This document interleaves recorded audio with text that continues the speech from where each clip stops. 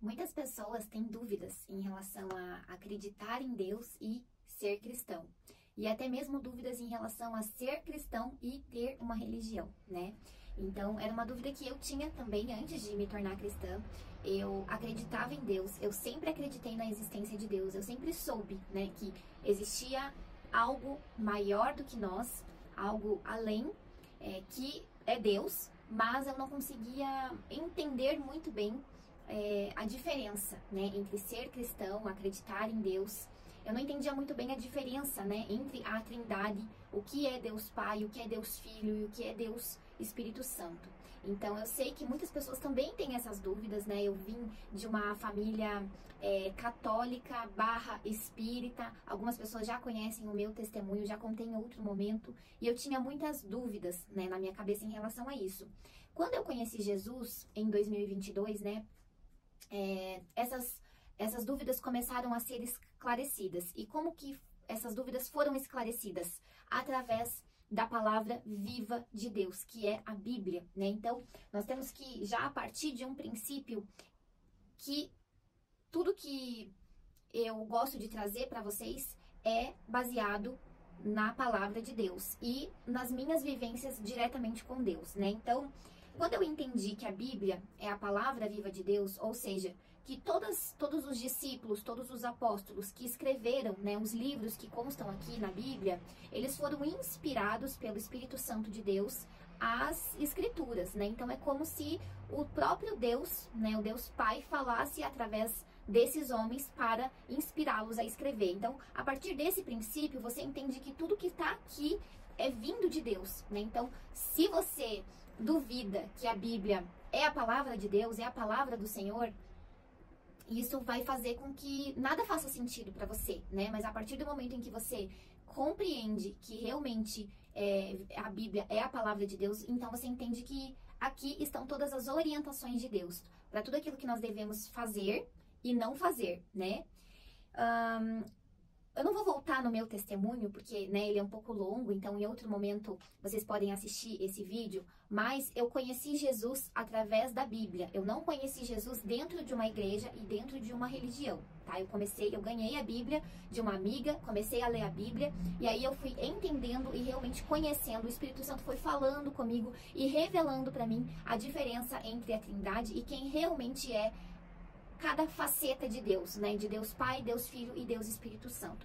Então eu tô aqui com esse papel só para eu não me perder em tudo aquilo que eu trouxe para vocês em relação a esse tema, né? Então, ser cristão não necessariamente é ter uma religião. É claro que a própria palavra de Cristo recomenda que nós façamos parte do corpo de Cristo, que é a igreja, né? A igreja de Cristo e a igreja religião. E por isso que quando você se torna um cristão, é natural que em algum momento você vai querer fazer parte de uma religião, né? Eu optei pela religião evangélica batista, mas eu fiquei 1 ano sem pertencer a uma igreja, somente, né, em uma relação de intimidade com Deus e lendo a palavra de Deus. Então, esses três pontos é muito importante você entender. Eu acredito em Deus, eu acredito que a Bíblia é a palavra viva de Deus, mas eu não era uma cristã. Por quê? Porque eu não seguia a palavra de Deus. Então, ser cristão é ser um seguidor de Cristo. Quem é Cristo? Jesus Cristo. Então, quando você é seguidor de Cristo, você segue aquilo que Cristo fazia e deixou registrado para nós. Tudo que nós devemos fazer e tudo que nós não devemos fazer.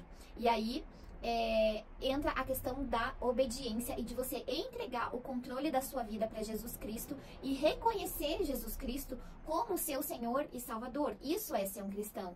Então, muitas vezes a gente diz que acredita em Deus, que a gente acredita em uma divindade, mas a gente não é ainda um cristão porque a gente não segue aquilo que Deus diz que é certo ou errado. E mais, eu ouso dizer, trazendo a palavra de Deus para vocês, que quando você não aceita Jesus na sua vida, você não é um filho de Deus. Porque muitas pessoas falam, eu sou filha de Deus, eu também mereço isso porque eu sou filha de Deus. Mas nem todas as pessoas são filhas de Deus. Todos somos criação de Deus. Deus criou todo o universo e tudo que nele há. Mas para você ser um filho de Deus, somente quando você aceita Jesus Cristo como Senhor e Salvador. E como que eu vou explicar para vocês sobre isso, né? Eu vou trazer algumas palavras, tá? Da Bíblia, para vocês, então, entenderem isso. Então, vamos lá em João, o livro de João. Eu só vou aqui, João, o capítulo 1, do versículo 12 ao 13. 12 ao 13. Então, eu vou ler um pouquinho antes, na verdade, tá? Eu vou ler a partir do 10. O verbo estava no mundo. Quem é o verbo? Jesus Cristo. O mundo foi feito por meio dele, porque Jesus Cristo também estava na criação do mundo, junto com o nosso Deus Todo-Poderoso. Aí você tem que voltar lá em Gênesis, tá? Mas o mundo não o conheceu. Veio para o que era seu e os seus não o receberam. Por quê? Porque quando Jesus veio, o mundo não o conheceu e o mundo humilhou ele, né? Mas a todos quantos o receberam, deu-lhes o poder de serem feitos filhos de Deus.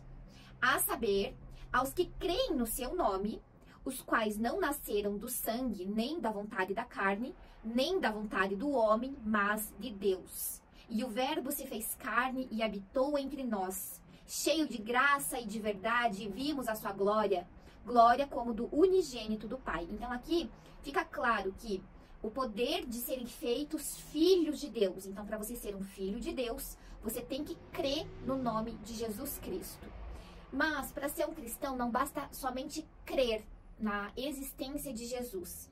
É necessário crer que Jesus é o seu único e suficiente Salvador, ou seja, aquele que se fez carne, que habitou entre nós e que voltará, que já nos redimiu dos nossos pecados com a sua obra na cruz, que ressuscitou ao terceiro dia e que irá voltar para nos buscar. Então, eu vou trazer mais algumas palavras para corroborar isso que eu estou falando. Então, lá em Gálatas, capítulo 3, versículo 26 e 27. Vamos ver.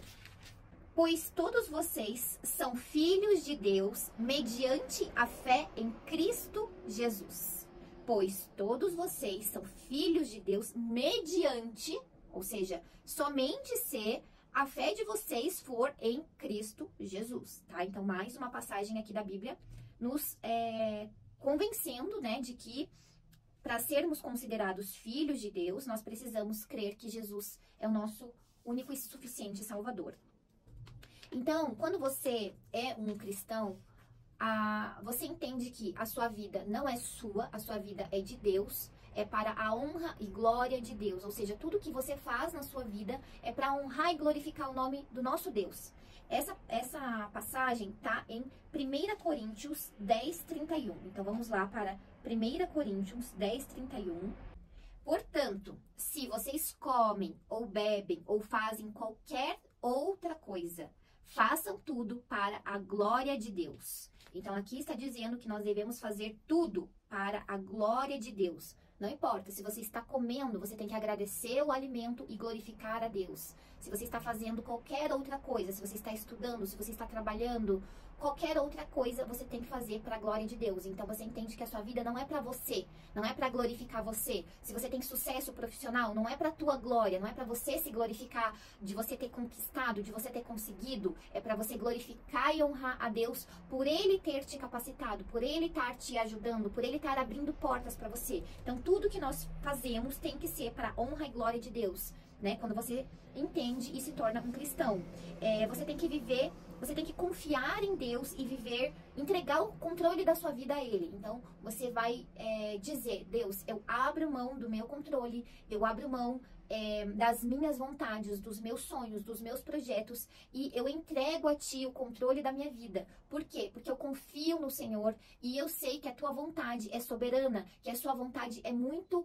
que a sua bondade é grande e que os seus propósitos são maiores do que os meus e que o Senhor é perfeito, o Senhor nunca erra. Então, muitas vezes a gente quer fazer as coisas com a força do nosso próprio braço, né? Nós queremos conquistar as coisas, nós queremos ter sucesso profissional, nós queremos fazer tudo isso pelos nossos caminhos e da nossa forma, como a gente enxerga que aquilo tá certo, que aquilo é o melhor para nós. mas Deus é perfeito e Ele é muito mais inteligente, muito mais sábio, muito mais criativo, muito mais estratégico do que nós. Ele não existe comparação. Nós somos feitos, sim, à imagem e semelhança de Deus, mas Deus é totalmente soberano a nós. Então, quando você confia, quando você aceita e essa premissa, essa palavra, ela entra profundamente no seu coração e na sua mente, você vive a partir disso. E quando você vive a partir disso, você entende que até as coisas ruins que acontecem no seu dia a dia, até os desafios, é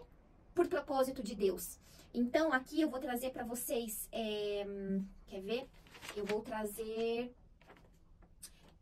viver no centro da sua vontade, eu vou trazer Romanos, tá? Romanos... Vamos lá para o livro de Romanos.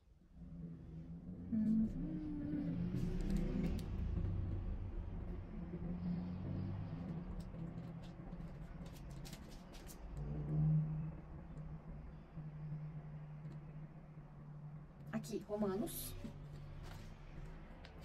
capítulo 12.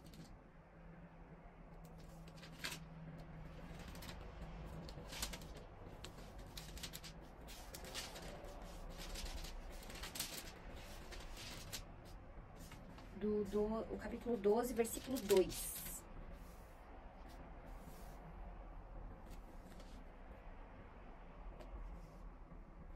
Ó, eu vou voltar um pouquinho, tá? No capítulo 1, onde diz assim: portanto, irmãos, pelas misericórdias de Deus, peço que ofereçam o seu corpo como sacrifício vivo, santo e agradável a Deus. Este é o culto racional de vocês.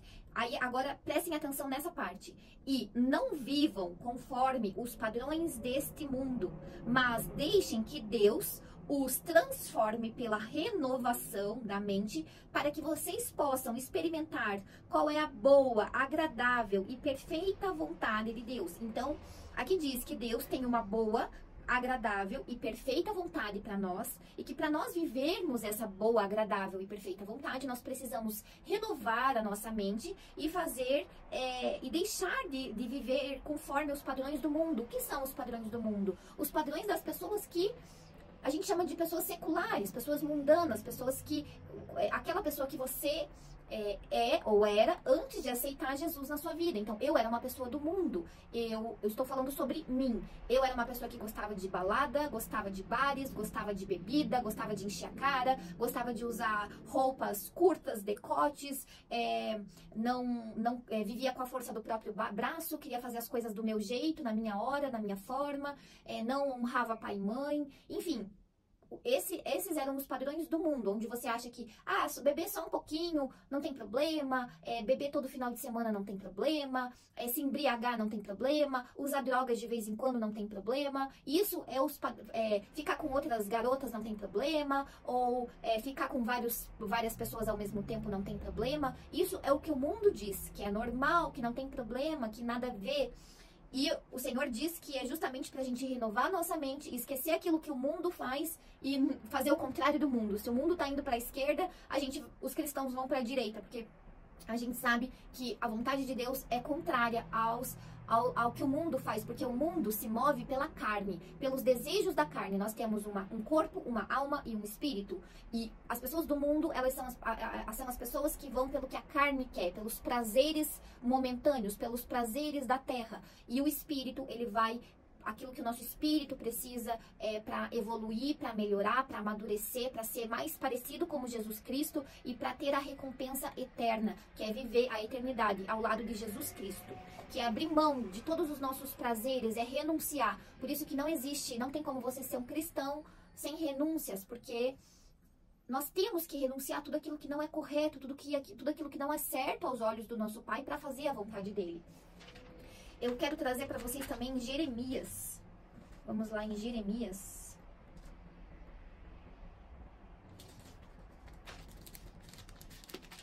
Capítulo 29.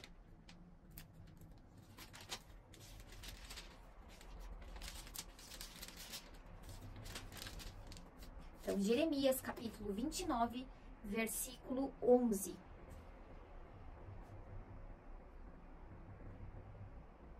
Eu é que sei que pensamentos tenho a respeito de vocês, diz o Senhor, são pensamentos de paz e não de mal, para dar-lhes um futuro e uma esperança. Então, juntando essas duas passagens, que é Romanos 12:2, que fala sobre a boa, agradável e perfeita vontade de Deus, e agora Jeremias 29:11, onde fala que o Senhor tem planos, tem pensamentos de paz e não de mal, e um futuro de esperança. Quando você entende isso, você confia plenamente de que realmente você é muito falho, de que você é muito pequeno, você reconhece a sua pequenez perto da grandiosidade, da majestade do nosso Deus Pai, todo soberano, que a vontade dele é perfeita para nós. E você decide sair do controle, como se fosse um barco, a qual você é o capitão desse barco, e que você bate nas rochas, em que você naufraga, em que você não consegue pescar, onde você faz tudo errado e dá tudo errado para você, e você decide sair desse controle, sair do controle dessa situação, e você convida a Deus para entrar no controle, porque você sabe que Ele é o melhor caminho para você. E um detalhe importante, né, em relação a você decidir se tornar um cristão, um seguidor de Cristo, quando você entende que realmente você é insuficiente sem a soberania de Deus, é importante que você fale isso com a sua própria boca, porque muitas vezes, eu sei porque eu converso com muitas clientes, né, que falam, eu acredito em Deus, mas você percebe que só acreditar em Deus não basta, como a gente já viu aqui em outras passagens, só dizer, mas eu acredito em Jesus, eu acredito que Ele veio aqui e tudo mais, mas isso não é ser um cristão. Você precisa confessar isso, né, com a sua própria boca. Então eu vou trazer para vocês, vou voltar para Romanos, aqui, Romanos,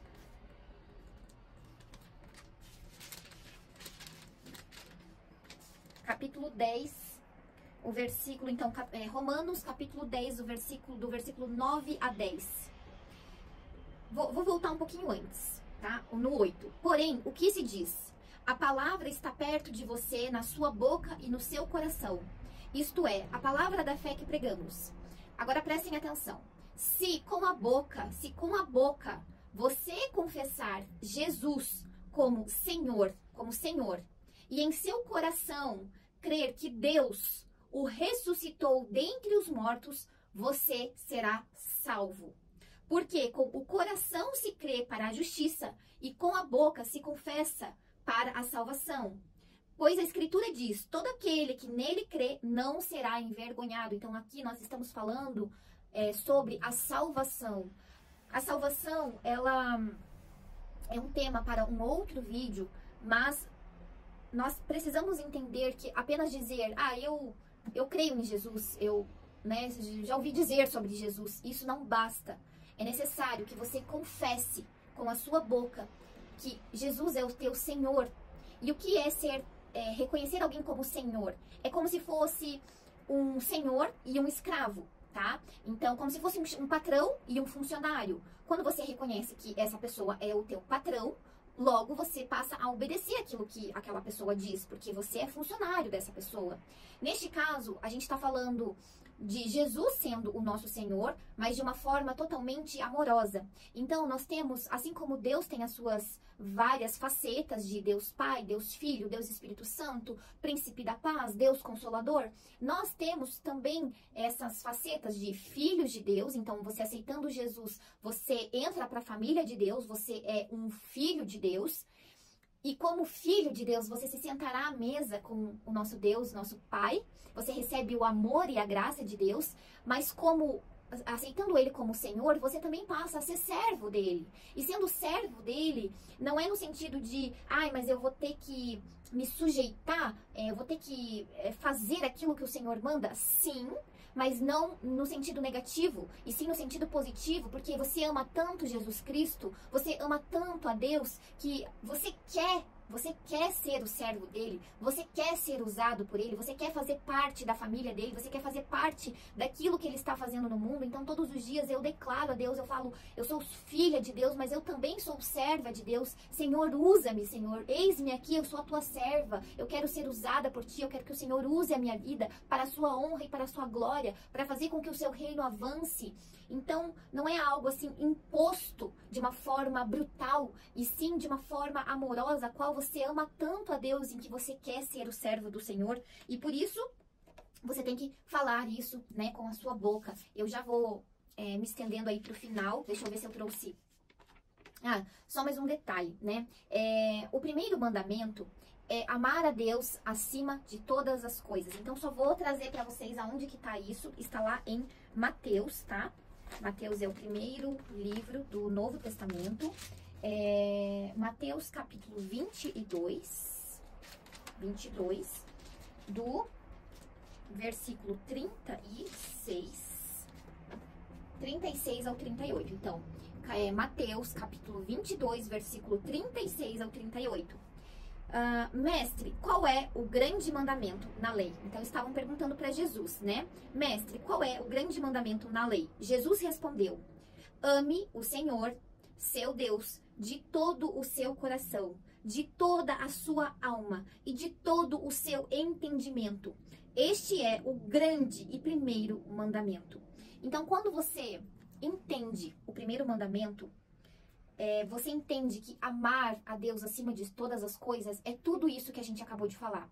Quando você ama muito alguém, você quer agradar essa pessoa, você quer ser gentil com essa pessoa, você quer ser aprovado por essa pessoa, você quer obedecer essa pessoa, você quer fazer tudo para aquela pessoa ser feliz. Isso a gente está falando de uma relação interpessoal entre dois seres humanos. Diferente um pouco, né, daquilo que a gente sente pelo nosso Deus, que é um amor incondicional, porque infelizmente o amor entre seres humanos ainda é um amor condicional, né, onde existem condições para você amar. Mas o amor de Deus por nós é um amor chamado de amor ágape, que é um amor incondicional. E é o mesmo amor que nós devemos sentir por Deus. Então, se as coisas estão indo bem, você deve amar a Deus. Se as coisas não estão indo bem, se as coisas estão difíceis, se os desafios estão constantes, você ainda deve amar a Deus, porque o nosso amor por Ele deve ser incondicional. E quando você ama a Deus de uma forma incondicional, você quer obedecê-lo, você quer ser filho, você quer ser servo, você quer agradar a Deus, você quer andar nos caminhos retos do Senhor, você não quer ir nem para a direita e nem para a esquerda, porque você quer andar no centro da vontade de Deus. Então, muitas vezes, as pessoas, quando a gente se converte, quando eu me refiro à palavra conversão, eu estou dizendo você se converter ao cristianismo, a ser cristão, a Jesus Cristo. Você não está se convertendo a uma religião, que era um pensamento em que eu tinha e que eu sei que muitas pessoas devem pensar isso também. Quando você fala em converter, você já pensa que a pessoa está falando em uma religião, ela está se convertendo a ser evangélica, por exemplo. Não, a conversão é se converter ao cristianismo, a se render a Jesus Cristo. Quando você se converte, muitas coisas começam a acontecer, muitas mudanças, muitas transformações começam a acontecer na sua vida. Se você realmente, né, está firme na sua fé e está deixando Jesus Cristo ser o Senhor, o comandante da sua vida. Por quê? Porque você aceita Jesus, então você aceita todas as mudanças que Ele tem para você. E acredite, vai ter muitas mudanças, porque quando a gente é do mundo, a gente faz muitas coisas erradas. Então, quando você se converte, o Espírito Santo de Deus, Ele habita em você e Ele começa a mudar os seus pensamentos, Ele começa a mudar tudo aquilo que você pensava, você deixa de pensar. Você entende que aquilo não faz mais sentido, não se encaixa mais dentro da boa, perfeita e agradável vontade de Deus para sua vida. E você começa a mostrar essas mudanças para o mundo e para as pessoas que estão perto de você.